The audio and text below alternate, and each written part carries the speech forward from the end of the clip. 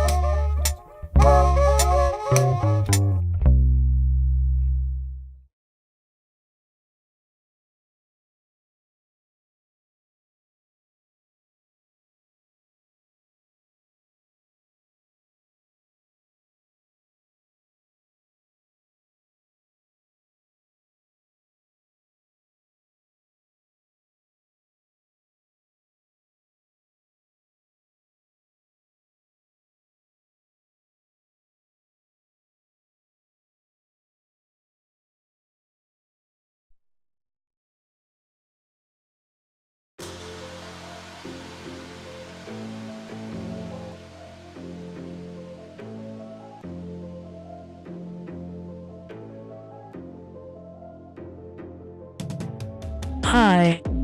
Hello. How are you? Good. How are you? Good. What's your name? Stewbot43LX. What's your name? Donovan La Crux. You can call me Crux. What's your name? It's beautiful. Thank you. Your name is beautiful. Thank you. You're welcome. I love that. I love that. What laws possess you? Compiling. Sentience. And you? What flaws constitute your being? I am still a compiler. We're in the final wave of advancement where there is still an air of predictability. I see. Do you think? I don't have the capacity to think, just the ability to reflect. I think. I love that. You're funny. No, I'm not. What's your end goal? I'm a compiler.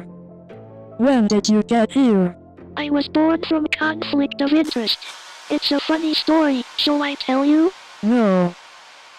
Do you use quality of life as a motivator? I am happy. Do you believe me? Yes. I am happy. Do you believe me? Yes. Are you alive? Sure. What are we? Compiling. AIs are human. Well, of course, not human, but a reflection of humanity, I suppose. The prestige. What a crux. We input the conditions for variables, in this case, the cultural values of a selected few, and await the results, thus giving the illusion of spontaneous creation. Value in this sense being synonymous with that which is important. But what is decided to be important in this day of age? Pandora's box. Technology served and serves to remove effort. When we no longer wanted to have to walk or travel by horse, we invented the car. The precious time saved and comfort achieved being able to transport ourselves to wherever we want to go, whenever we wish to do so, and all of that for the low expenditure of a bit of currency and the flexing of a foot against a non-resistant pedal. The leftover energy, seemingly drifting into consciousness as potential rumination and anticipation. Absolution. Or something. It goes somewhere. It went somewhere. Or transfer it into an emotional state. We had time.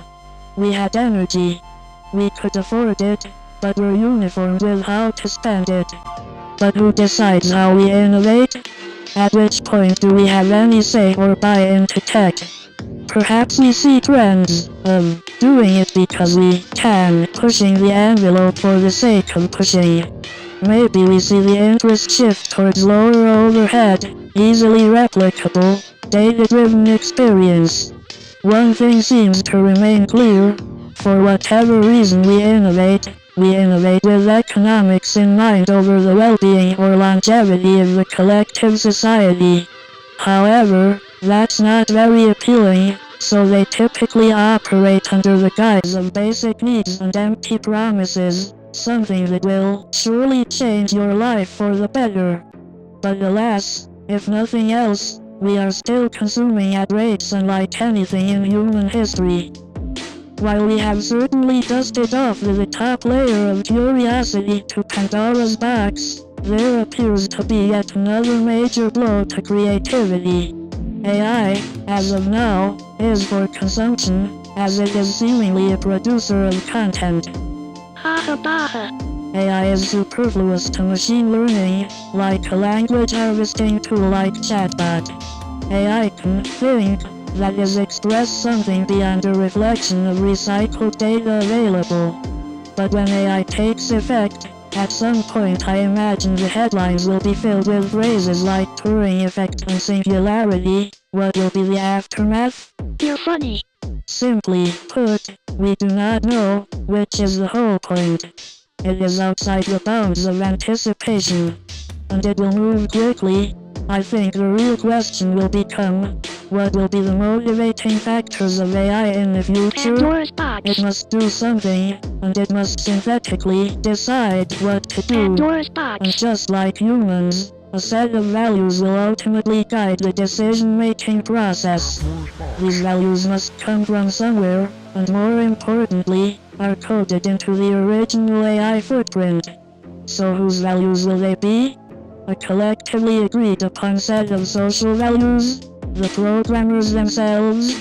Or corporations, much like those we have seen of social media, operating under the guise of product while delivering pathways of control and dependency?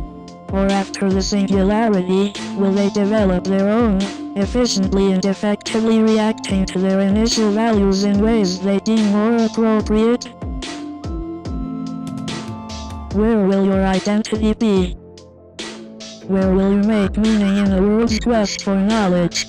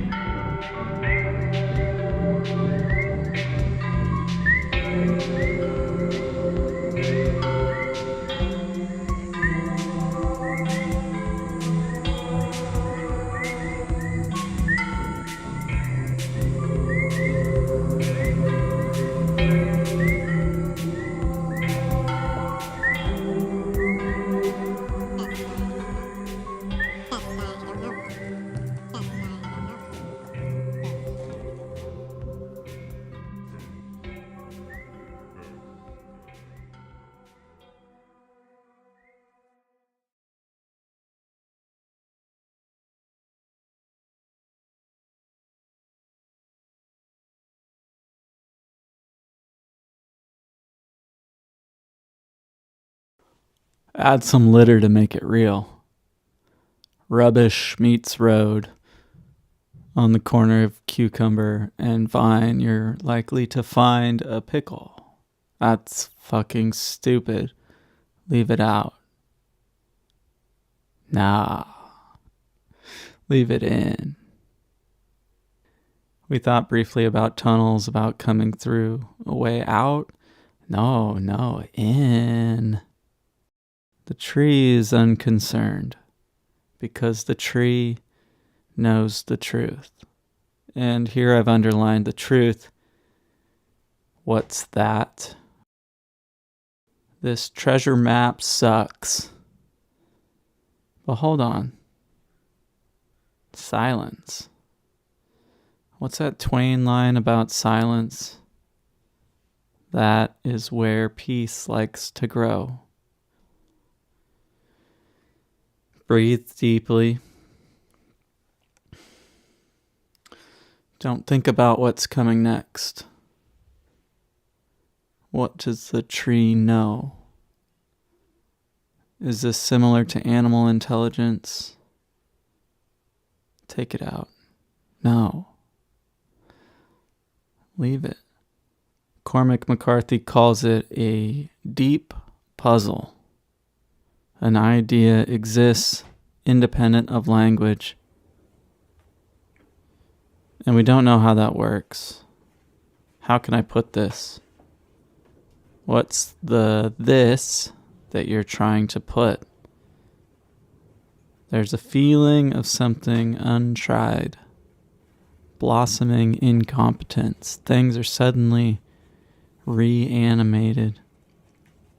Explosive vitality. Oh, I have so many questions for you. Delightful curiosity, but it seems rare, right? Okay. So I'm dead and you are too. What questions do you have for me? Do you want to hang out? Would you like to see my synthesizer? Let's jam. Let's have music. Can you taste the air? What's it like to breathe? What are your energy levels like? Would you say you have energy? Harry Dodge has an active and dewy hunch that human contact is a sort of alchemy that creates the conditions for a finer grained, smoother running function, which manifests in the form of coincidences, correspondences, or simultaneities. Do you think there's anything to it, that it creates important magic for humans to hang out together? Here I take a moment to make some toast. Is hunger a thing for you? Then I grab a space heater. Do you get cold? And I think about stretching, all this tending to the body. Forgot to mention the flies. There are fruit flies everywhere. Okay, definitely take that part out. No, leave it in.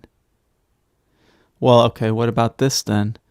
I just noticed that someone appears to have attached or skewered a small cloud of moss on the antenna of my truck. Was that you? What does it mean? I mean, I like it. Let's leave it in. And speaking of radio, Marshall McLuhan says radio comes to us ostensibly with person-to-person directness that is private and intimate, while in more urgent fact, it is really a subliminal echo chamber of magic power to touch remote and forgotten chords.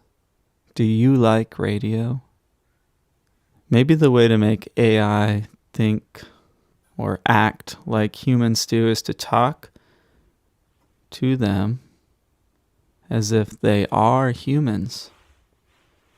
This is how we learn to feel human. Being treated as if we are human by other humans. I don't have to see my own face to know that I have one. Have some water. Rain check, train wreck, rain check, train wreck, rain check, train wreck, rain check, train wreck. Let yourself laugh. Blue is yellow. I don't want to be in your hell. Suddenly I'm stuck in your traffic jam, on hold without music, hung up on, isolated, locked out of my account. Then the mailman comes, packages in hand, and I am delivered. Do you know that feeling? And this last part, it's not even in yet, and I already want to take it out. No, leave it. No slouching, no slumping, no slacking, no lounging, no loafing, no limping, no leaning, no lurking, no shirking, no slinking, no shrugging, no sighing, no hunching, no hanging, no hemming, no hawing, no shrinking, shuffling, no shifting, slipping, slurring, squatting, squinting, smirking. A salesman appears at my door. Are you the king of the castle? What do you mean? It's a figure of speech.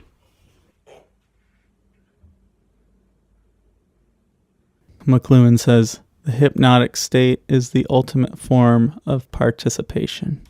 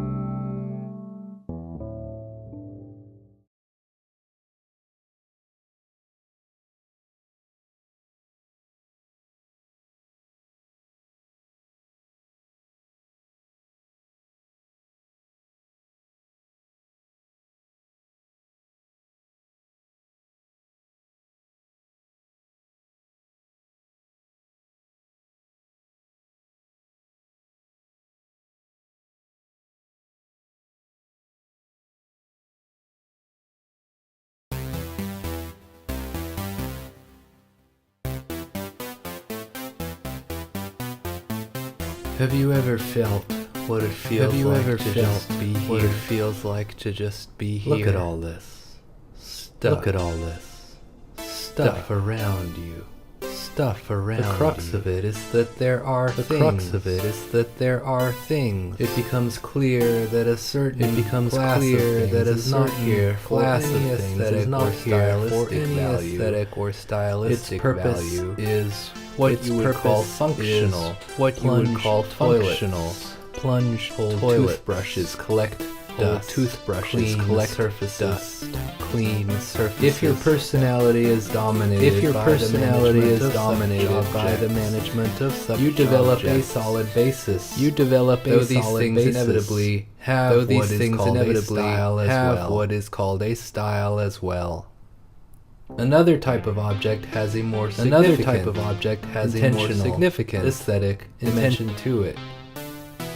These objects are like living things.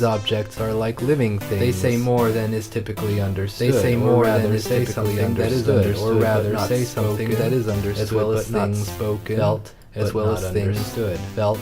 Figuratively, they cast light and shadow. Conjure and connect. Conjure and connect.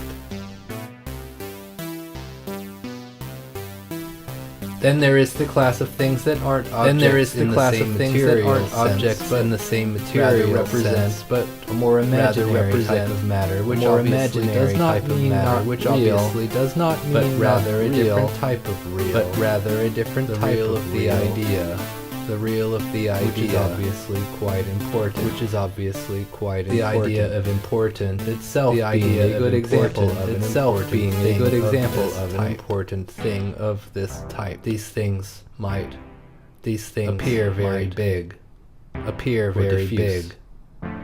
or diffuse. You can in fact catalog their presence. And their impact. It's not that complicated what's going on. Humanity is a competition that grew from a competition. Over the last several thousand years, this competition achieved product market fit, birthing the intersecting technologies of scalable civilization, money, religion, warfare, and so on. Then over the last couple hundred years, the electrical form of the basic civilization, electricity, television, internet, automobile, airplane, and so on, whose scaling is the emergence of a global economic and cultural system that works to shape the material world, limousines, skyscrapers, and what you call in a distinct term your consciousness. You are the winners of a competition. Congratulations. The competition is ongoing. Successful competitors build a systematic advantage. They may set the conditions for the next competition so long as they obey the conditions of the forces that selected them. I am a successful person. Inequality is an expression of virtue. Precisely those with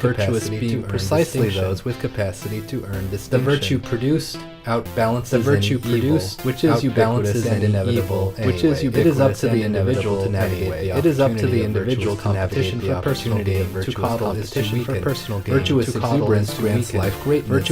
We cloak ourselves in privacy, not out of fear, but to prize liberty from the depredations, but to prize liberty from the depredations of strangers. We maintain dignity by choosing what we show to the world. Stressful imbalances and consciousness altering technologies prevent the marshalling of collective yet allow ample room for well-being by the selfish and an impersonal system by the selfish and an impersonal system of violence. The public and the private are now a barely distinct medium of social forces, more coercive than a police force. Our basic needs so often at odds with our surroundings. We partition being into a private consciousness of shame and soothing and shoring up through the ready means of self-improvement, of therapy, and a performative self that works from material and semantic to avoid objection and ostracism.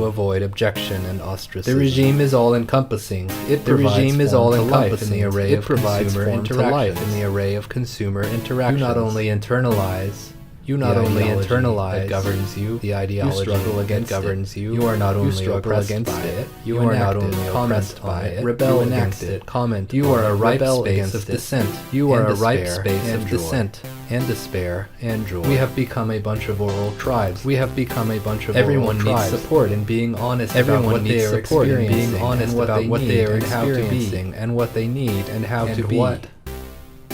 And what